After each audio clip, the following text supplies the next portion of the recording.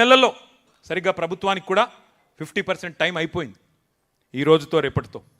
ఈ 30 నెలల్లో కుప్పకూలని రంగం లేదు, మోసపోయి గోసపడని వర్గం లేదు. సంతోషంగా సాగిన వ్యవసాయం ఇవాళ సంక్షోభంలో కూరుకొని పోయింది. రైతు బంధు లేదు, ఎరువులు ఇచ్చేటోడు లేడు, కనీసం పలకరించేటోడు లేడు.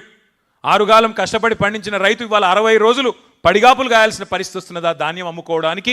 60 రోజులు 70 రోజులు ఆనాడు ధాన్యాన్ని కళ్ళకద్దుకొని కొనుక్కునే ప్రభుత్వం పోయి ఇవాళ కాళ్ళు పట్టుకున్నా కనికరించని దౌర్భాగ్య ప్రభుత్వం వచ్చిందనే బాధ కలుగుతూ ఉన్నది. ఇది వాస్తవం. ఒక రైతులు మాత్రమే కాదు, పెట్టుబడిదారులకు స్వర్గధామంగా ఎదిగిన తెలంగాణలో ఇవాళ పారిశ్రామికవేత్తల తలకు తుపాకులు పెట్టే పరిస్థితి వచ్చింది. ఇక్కడ నుంచి పారిశ్రామికవేత్తలు గుజరాత్కు, తమిళనాడుకు, ఆంధ్రాకు పారిపోయే పరిస్థితి వచ్చింది. 10 ఏళ్ల పాటు కష్టపడి ఒక్కొక్క నీటి బొట్టును ఒడిసిపట్టి మరి మన బీడు భూములకు మళ్ళిచ్చిన కేసీఆర్ గారి నాయకత్వాన్ని ఇవాళ బదనాం చేయాలనే ఉద్దేశంతో సాగునీటి ప్రాజెక్టుల మీద, కేసీఆర్ గారి ఆనవాళ్ళ మీద కుట్రతో కక్షగట్టి చెరిపేసే ఒక చిల్లర ప్రయత్నం జరుగుతున్నది. ఒకవైపు కృష్ణ, మరొక వైపు గోదావరి. ఒకప్పుడు మన కవులు పాడేది, దేశపతి గారు కూడా ఎన్నో సందర్భాల్లో పాడారు, రసమై బాలకృష్ణ గారు పాడినారు. గోదావరి కృష్ణమ్మ మన బీళ్లకు మల్లాలి, పచ్చని తెలంగాణ మరి మాగాణమై మెరవాలని చెప్పి అందశ్రీ గారు రాసిన పాట.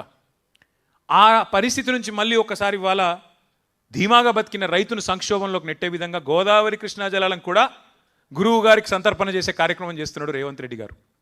గురువు గారికి గురుదక్షిణగా ఇచ్చుకునే ఒక దౌర్భాగ్య పరిస్థితి తీసుకొచ్చినాడు తెలంగాణ రాష్ట్రం వచ్చిన తర్వాత. కానీ నేను ఇందాక చెప్పినట్టు 50% టైం అయిపోయింది ఈ దరిద్రానికి. ఇంకా మిగిలింది కేవలం 18 నెలలు మాత్రమే. చివరి సంవత్సరం రేవంత్ రెడ్డిని కూర్చున్న కుక్క కూడా లేవదు, ఆయనకు కూర్చున్న కుక్క కూడా లేసి అల్లుడు కొట్టది. మిగిలింది 18 నెలలే. అందుకే ఇవాళ బాధపడుతున్నారు తెలంగాణ రైతన్నలు. అన్న వస్త్రానికి పోతే ఉన్న వస్త్రం పోయినట్టు అయింది, ఇది ఎక్కడ దరిద్రం అని చెప్పి బాధపడే పరిస్థితి వచ్చింది. 70 లక్షల మంది తెలంగాణ రైతన్నల నోట ఇవాళ ఒకటే మాట వినబడుతున్నది. 4 సార్లు రైతు బంధును ఎగ్గొట్టిన నయవంచకుడు రేవంత్ రెడ్డి, యూరియా కూడా ఇవ్వని చేతగాని అసమర్థ ముఖ్యమంత్రి రేవంత్ రెడ్డి, పంటను కొనలేని సన్నాసి రేవంత్ రెడ్డి. ఇది నేను చాలా పొలైట్గా మాట్లాడుతున్నా, మళ్ళా ఈయన అహంకారం అని మాట్లాడతారు. నేను మాట్లాడే మాటలు చాలా తక్కువ మాట్లాడుతున్నా. మీరు రైతుల కాడికి పోతే, మీరు మైకు పెడితే రైతులు ఇవాళ మాట్లాడే భాష ఇంకొకడు రేషమున్నోడైతే హుస్సేన్ సాగర్లో దూకి చచ్చిపోవాలి, అటువంటి మాటలు మాట్లాడుతున్నారు ఇవాళ రైతులు. వాస్తవం ఇది.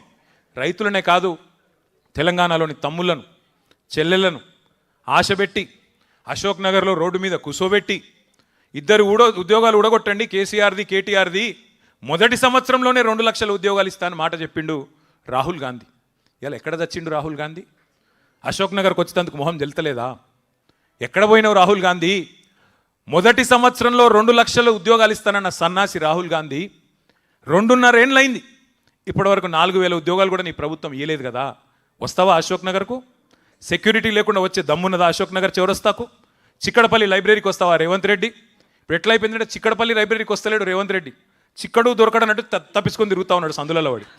సెక్యూరిటీ లేకుండా బయటికి వచ్చే పరిస్థితి కూడా కాంగ్రెస్ మంత్రులకు కానీ ఇవాళ ఆ నాయకులకు కానీ లేదు. వాస్తవం ఏంది అంటే ఇవాళ మొత్తం తెలంగాణనే ఒక ధర్నా చౌక్ అయిపోయినట్టుగా కనబడతా ఉన్నది. తెలంగాణ మొత్తం ఇవాళ ఒక సంక్షోభంలో కూరుకుపోయినట్టుగా కనబడుతున్నది.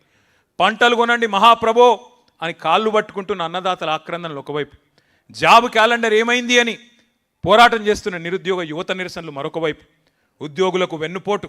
6 నెలలనే పీఆర్సీ అన్నాడు, 2.5 ఏళ్ళైంది కదా. పీఆర్సీ లేదు, డిఏ లేదు, ఐఆర్ లేదు, ఏదీ లేదు.